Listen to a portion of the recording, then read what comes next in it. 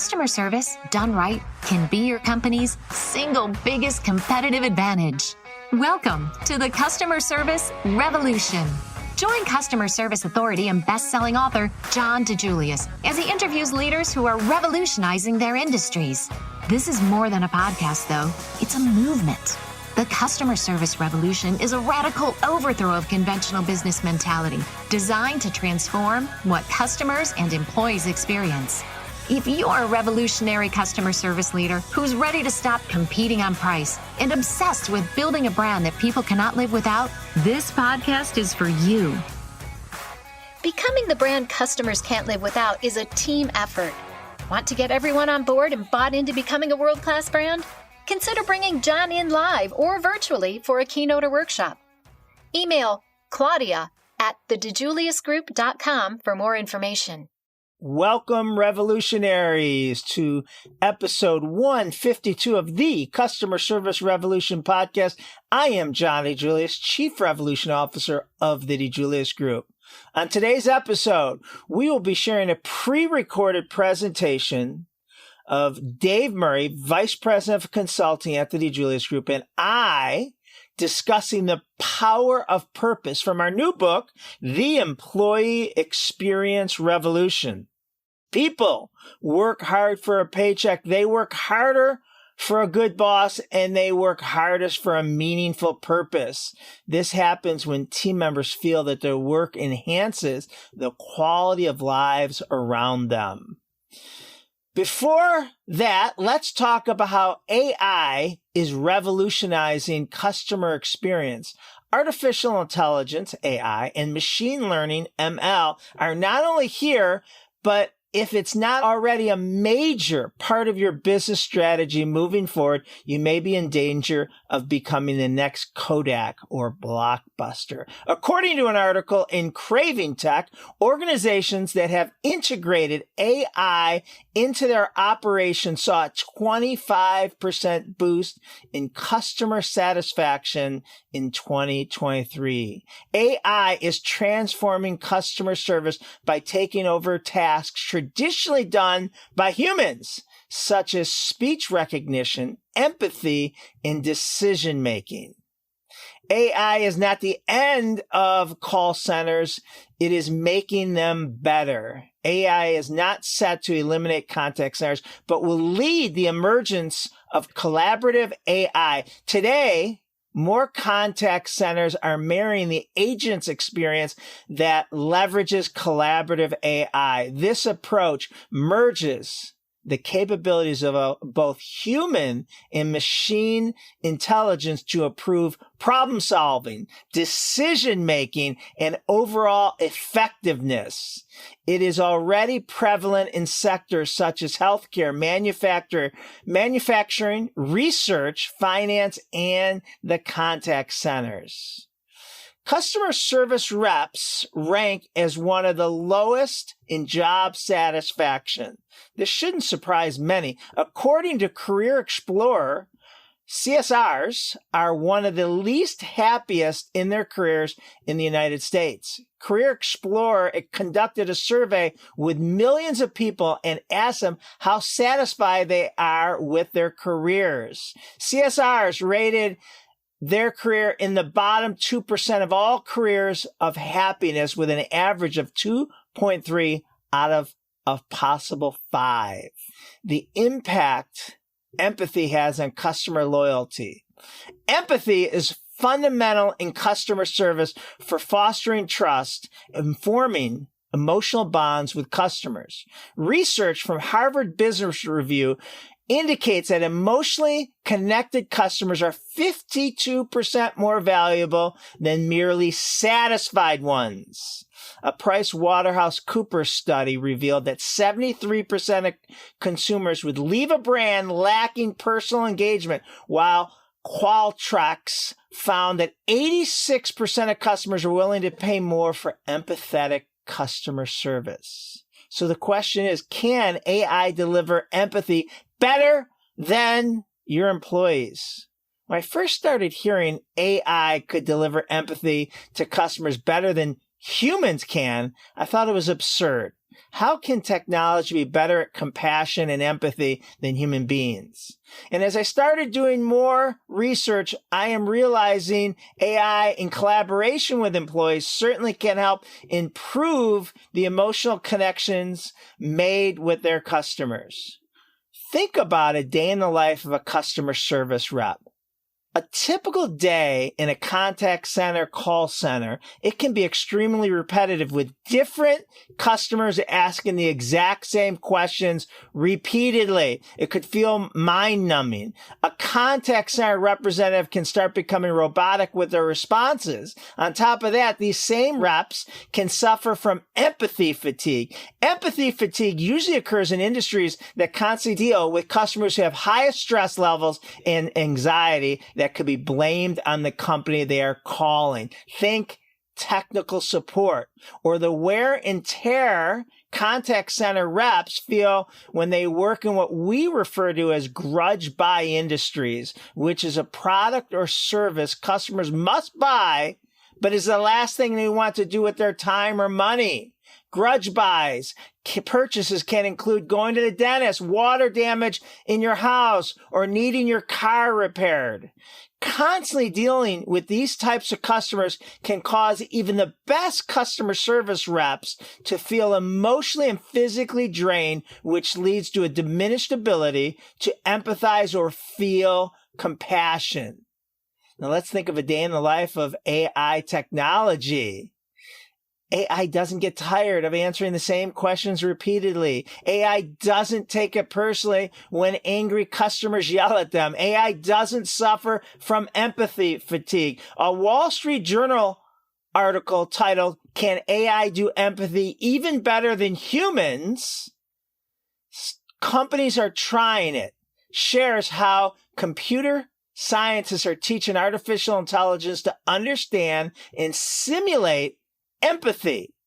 Large language models powered by AI and trained on extensive data sets of voice, text, and video conversations are becoming adept at recognizing and replicating emotions such as empathy, sometimes more effective than humans, according to some claims. These advancements hold the potential to enhance communication in areas like customer support, human resources, mental health, and more, according to technology experts.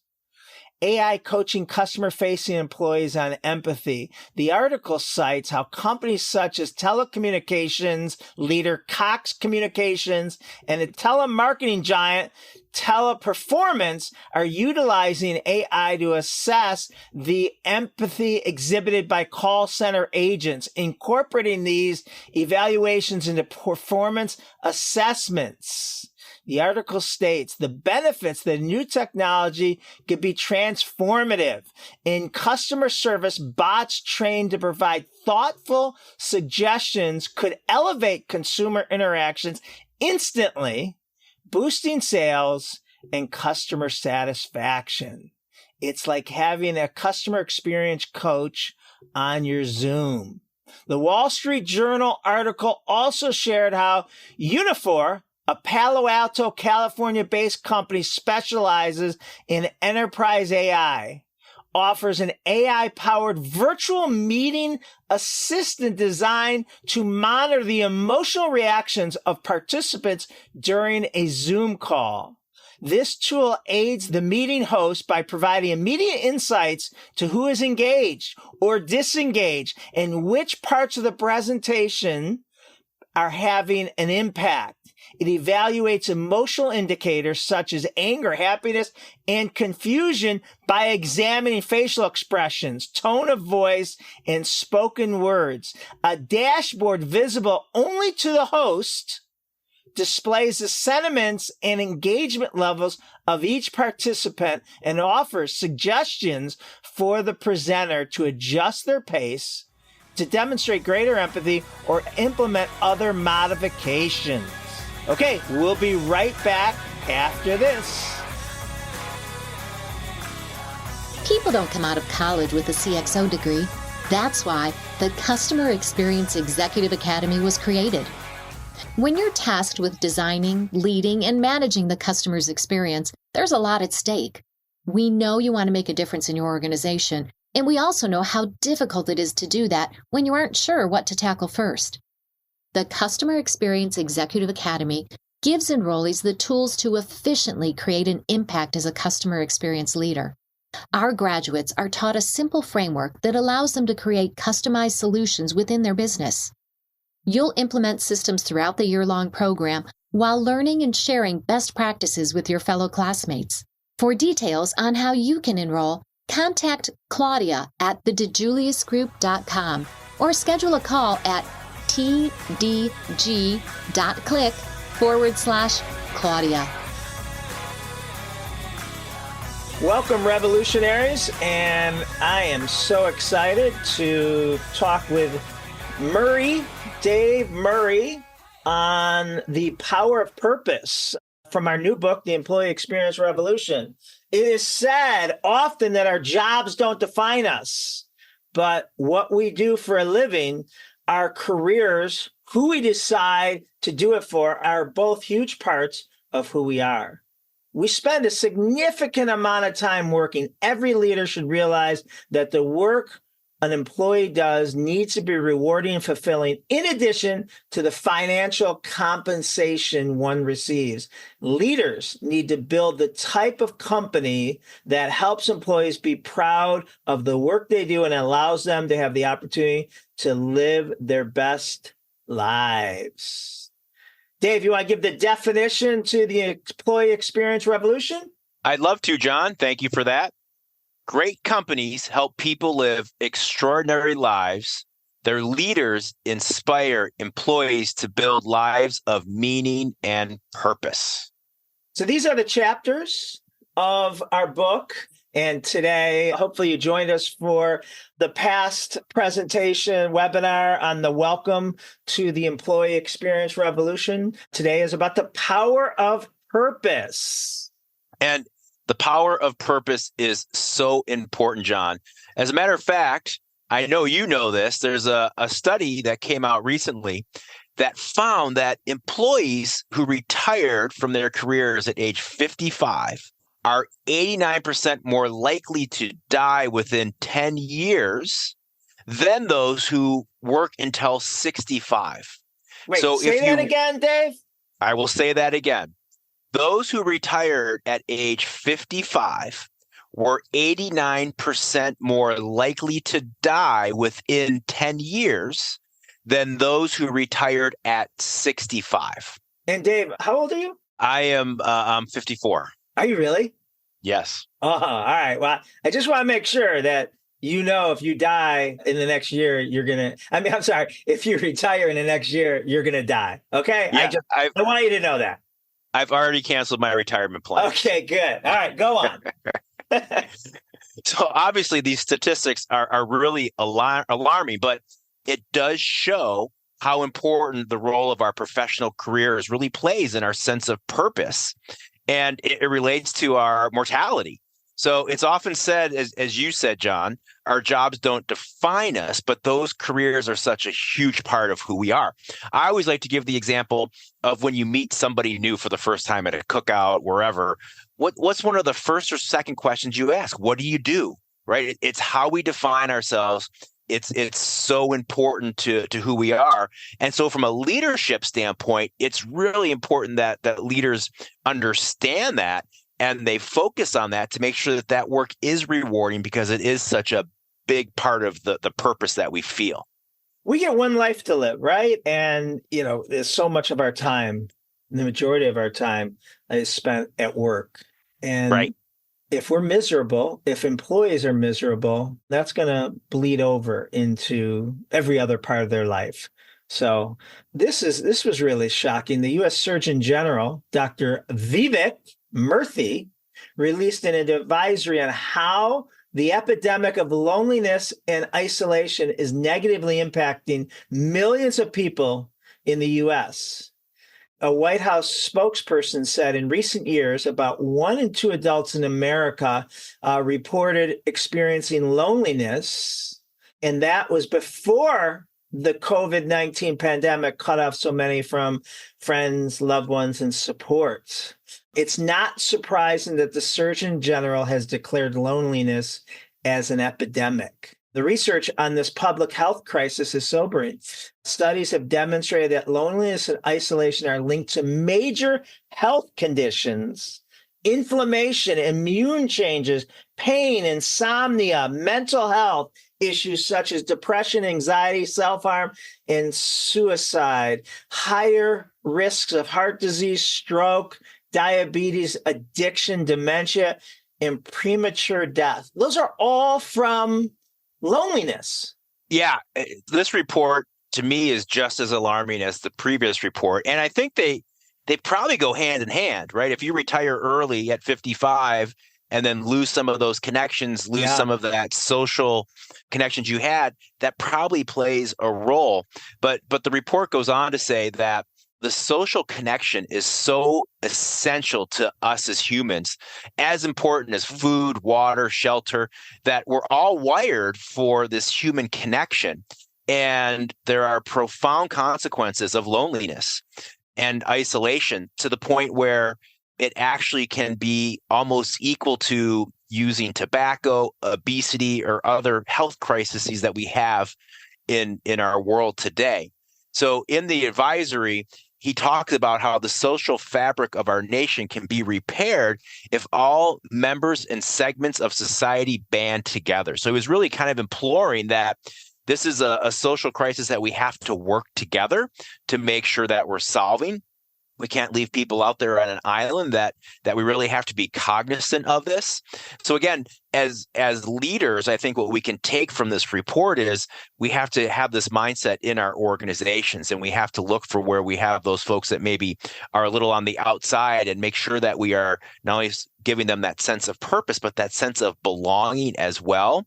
Because what the report really goes on to say, which I find so fascinating, is how important healthy relationships are to our overall well-being. And as we get older, we sometimes lose those relationships for death or moving, retirement, whatever it is. And so we need to be focused on having those relationships. It's really an important message.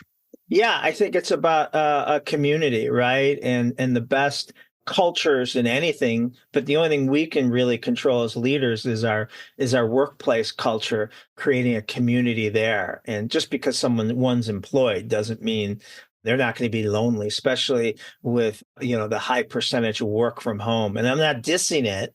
I'm just saying that it's just something we have to take into consideration to build those types of community. Well, I think that's a great point, John, because not only is it a focus on how you manage those folks, but also how do you include those folks? It's definitely a different look compared to what the office used to be. Yeah. Another webinar podcast that by itself. But Yes. Great leaders make the world a better place. They are willing to do what it takes to make the necessary sacrifices and rally others to do the same. The currency for millennials and Gen Z is purpose. I love that. So many people struggle with how to handle this younger generation. And I think one of the silver linings from the pandemic was bringing back, tying people's jobs to their purpose. Why do so many companies have a large, unmotivated and apathetic workforce while other excellent companies boast a workforce willing to make ridiculous sacrifices to achieve insane customer loyalty? When it comes to younger generations, it's important to know that they're not interested in trading hours for dollars. Mm-hmm. They want to be part of something big, part of a purpose. Think of companies like Chick-fil-A, Apple, Chewy, Starbucks, and Disney. All these companies employ the same dreaded millennials and Gen Zs, yet these brands, they have fully engaged workforce, and the business that tie job responsibility to the overall purpose are the ones that really benefit. So, I think it's not only Gen Zs and millennials, but the currency for people is purpose. Dave, let me ask you, what do these following groups have in common? High school scholastic athletes, campaigns, political campaigns, charity, donating time to charity, or, volunteering and then, or being a youth coach? Do you know, Dave? Do you know? Well, I think I know. I think the bottom line with these folks is they're dedicated and they're part of something bigger than themselves. That's it. All right. If you think about the most selfless, most sacrificing people you've ever come across, I have found it to be anyone that, does, the following: volunteer, charity, political campaigns, and student athletes. What do these groups and the people who make up them all have in common? They make little to no money. No money doing it. In a lot of cases, it's highly unlikely that they'll ever make a living in doing these. They're not going to go become politicians or professional athletes or professional coaches or build houses in a career. However, they're part of a cause, part of something bigger, as you said. They're focused in their direct impact, and they have an abundance of pride and loyalty to their organization, to their team. It's us against the world. They're part of a special fraternity that they're willing to fight for. Now think of the great businesses that have revolutionized stale industries with a completely new model. And they've done, with groups like this, they just do one thing better. They pay them. Dave, it's funny that you have a son right now who's playing, he plays sports. Mm-hmm. How about you? But, and I do too. My youngest is wrestling in college, but, it's amazing that the sacrifices they make and that they'll wake up at 6 a.m. And sometimes, they still go to practice, or not sometimes, always, they still go to practice even when they're injured. Just crazy sacrifices they make, yet I still haven't figured out how to get them to motivate them to take out the garbage on Tuesday nights. Well, that's 100% accurate. But I'll tell you, John, I'm still surprised that my 15-year-old son, William, actually consistently made it to 6 a.m. workouts before the school day for baseball. But he did it. But did he ever know what 6 a.m. looked like prior to sports? Never. Yeah, mine did, only maybe they were coming in at 6 a.m., but not, they were definitely waking up at 6 a.m. unless it was for sports. Right. And, the other thing about this, John, it reminds me of a couple of organizations that we work with that are definitely more sales focused organizations. Unishippers comes to mind, and New Day USA that I know we're going to talk about a little more in just a bit here.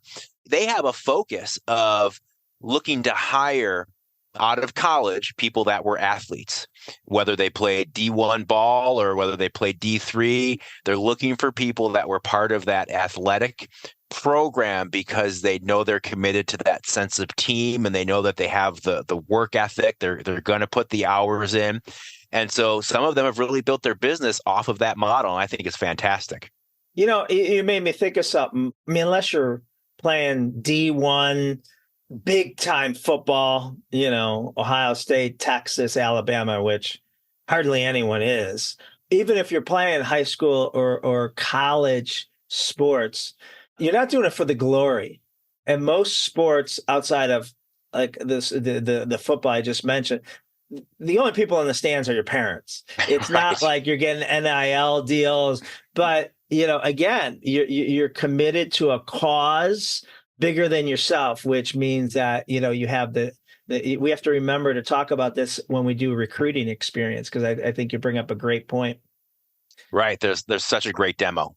Yeah. So here's what we have to remember too, John, that people want to be part of something larger than themselves. Right. So if we're able to provide that to them, we're ahead of the game. Most organizations don't bother to do that or think that way. Right. So it could really be a competitive advantage for your organization if you're providing that to your team members. They want to be part of something they're proud of, that they'll fight for, that sacrifice for, and something that they trust. So where can you bring that to your team members? Well, we have a tool that we help our clients create very often that we call a day in the life of a customer. And the idea behind this video that we create really is all about that sense of purpose, but it also acts as a reminder of all those things that our customers are going through in their day-to-day lives before they actually come in and interact with us, interact with your team members. Because we have to remember very often in a lot of organizations, your team members are not your customer, or they have never been your customer. So they may not understand all those things that your customer goes through. But we also have to remember that it's real easy for our team members to become transactional. If they hear the same complaint over and over, or doing the same repetitive thing over and over with that customer, it's really easy to turn that into a transaction as opposed to an interaction. So one of the things we do is create this day in the life of a customer video to really make sure that our team members are focused on what our customers are going through. But the bigger message it sends is that sense of purpose. It's that sense of belonging to something greater, what we're achieving as an organization, how we're helping people, whatever your product or service is, et cetera. So it really provides that sense of purpose and the fact that people want to be a part of something bigger than themselves. So it's such a great tool. And John, we have an example teed up, correct? Yeah. We're going to show on New Day who you were talking about, who they are serving veterans of the military, and their average age of their sales staff, their account executives, are mid-20s. And the majority of their clients are veterans who served in Vietnam. So they're 78 and older. So that, this helps them realize what it's like to be their customer.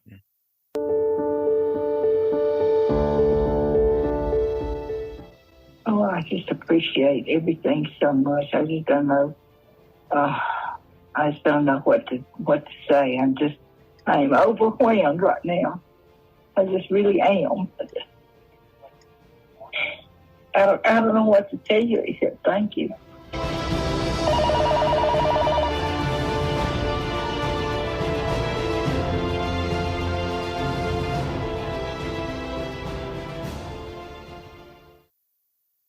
Oh, Dave, every time I watch it, I still get the chills, and I've seen it, at least 24 times. Yeah, we've both seen it many, many times, but it's so powerful. And there's a couple of things that they did in particular that I really love. Obviously, they almost worked in that testimonial that is going to give a team member goosebumps, right? That I can do that, right? I can help that veteran, or I can help that veteran spouse achieve that, get out of debt, or whatever it was that she was so thankful for. The other thing that I love about theirs too is that it actually works in some screenshots of their actual software, right? So if I'm a new employee at New Day, I'm seeing things on the screen that are part of my everyday life, right? It makes it really hit home that I am part of this and I can help achieve this. So it really provides that sense of purpose.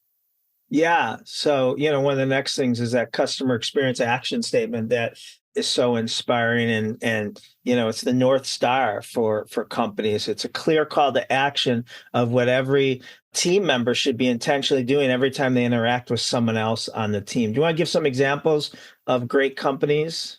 Yeah, I'd love to. And I'll also just share that this is when we're working with an organization on our consulting side of the business, this is normally where we start, because it's so important to get everyone focused on the experience that the organization wants to deliver. But again, it also drives that sense of purpose. People feel that purpose that, hey, this is what we're moving towards. This is what we're focused on. This is how I can be a part of it. So it really helps achieve those goals that we talked about earlier of giving that sense of purpose and giving that sense of being part of something bigger than myself. But here are some great examples from some great organizations. Right. I love this one from Apple: enriching customers' lives with technology products. And one thing you'll probably notice when we give these examples, these are quite simple, right? They're not long mission statements.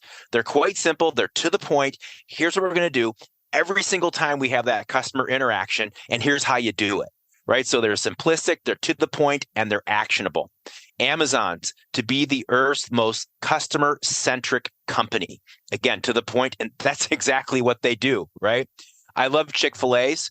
where guests are cared for unlike anywhere else. And the thing I love to share about Chick-fil-A is if you think about a trip to Chick-fil-A and you compare it to any other quick service restaurant you've walked into, you can actually feel this, right? You know, when you walk in and you're in that experience, you can feel them coming through on this, that they live up to this every single time.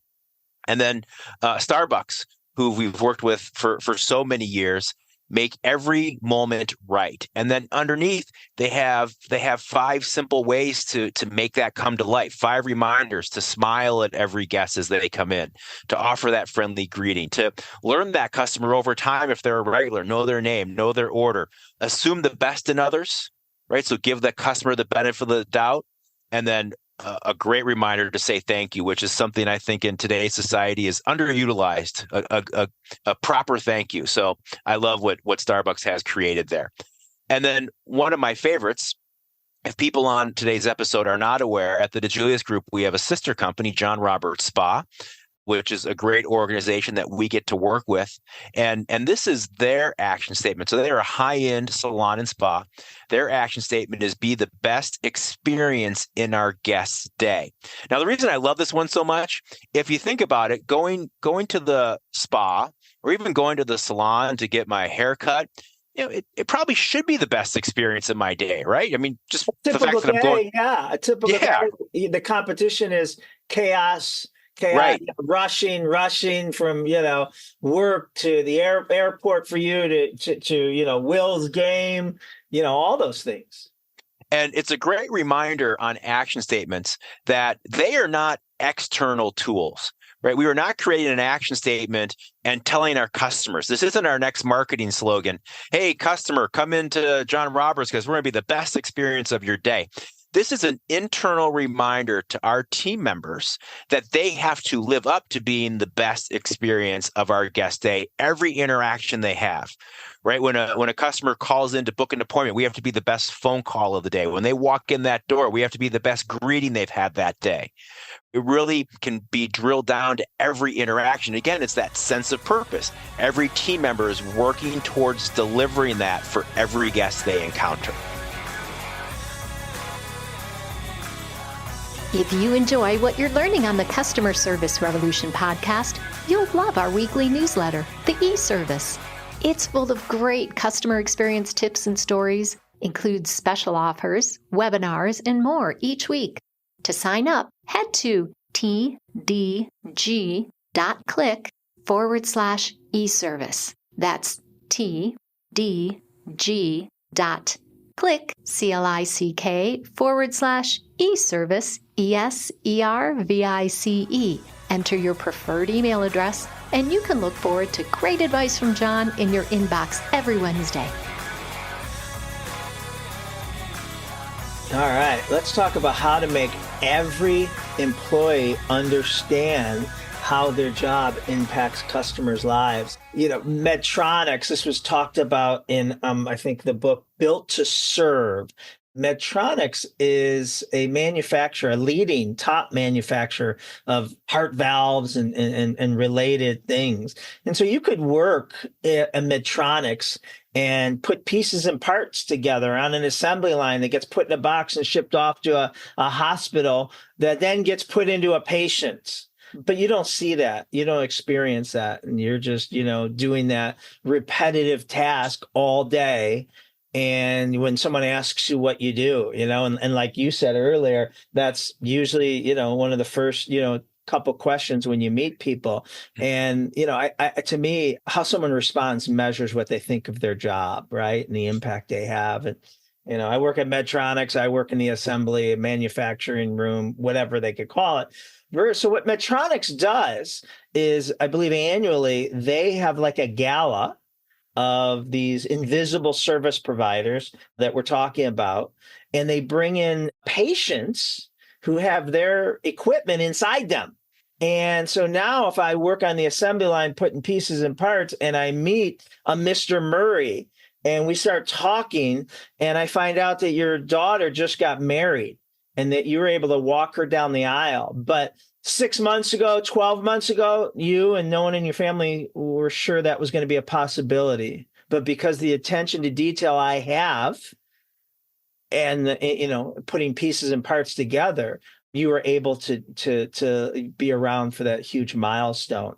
So now I have a different bounce in my step. I realize the impact I have on customers' lives. So love this quote: people work hard for a paycheck, they work harder for a good boss, and they even work hardest for a meaningful purpose. That happens when team members feel that their work enhances the quality of lives around them. Your team members need to believe that the more successful the company is, the better the world will be. And the organization's emotional commitment translate into the making company's success as a personal crusade. So all the things we've been talking about here do that, and we're giving you best practices. And something we talk about in this chapter is the villain, victim, and hero. And great leaders need to be great storytellers.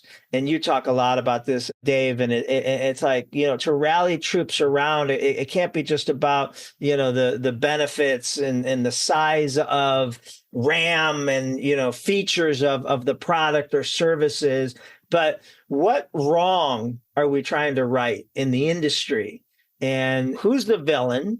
And there's a lot of different ones, depending on the industry. Who's the victim as a result? It could be the customers, and there's so many domino effect of the victim. And what's the hero? And the hero is our audience. The hero is our employees. If they do it right, we can slay the villain and change the course of our industry and help the victim. So, there's a lot of great information about that. Dave, you want to tell us about the Daymaker dopamine?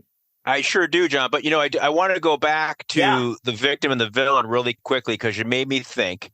Some people listening to this may think to themselves, yeah, we really don't have that, right? We're a commodity. We sell this. We do this. We recently had one of our classes, John, presentation skills to get ahead in the corporate world. And we cover this, right? We talk about in your presentation, who's the villain, who's the victim, who's the hero. And some of our participants in the class struggled at first in identifying, but then they found them. And so I just wanted to make the point, there is always a villain, there is always a victim, there is always a hero. It may not be right on the surface when you first look, but if you dig a little bit, and really give it some thought, you'll find them. So I think that's a really important thing to point out. Love that. The Daymaker dopamine. I love this. This is such a great way of thinking. Think about the last time that you made somebody's day. You went out of your way and you did something for somebody and they were thrilled. They loved it. It could be something really simple. It's not always some huge wow. Sometimes it's just doing something a little simple to make someone's day better. But you left that other person with a positive impression, right? But the thing about what they call the Daymaker dopamine is at the end of the day, the person who is out there making the days of others is the one who feels best, right? Because when they are out there doing that, they feel the benefit.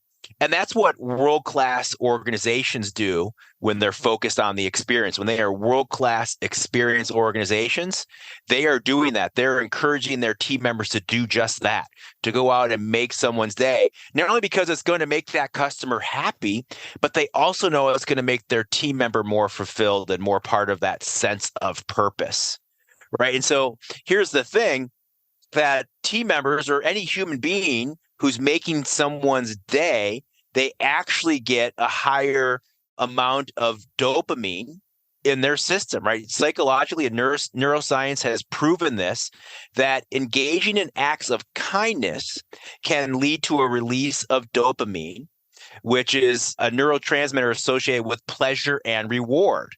So this effect has also been known as the helper's high. So those that are helping others or being there, pulling over on the side of the road to help someone fix a flat or someone's in stress or whatever, the helper's high has been studied, and it occurs when we help others.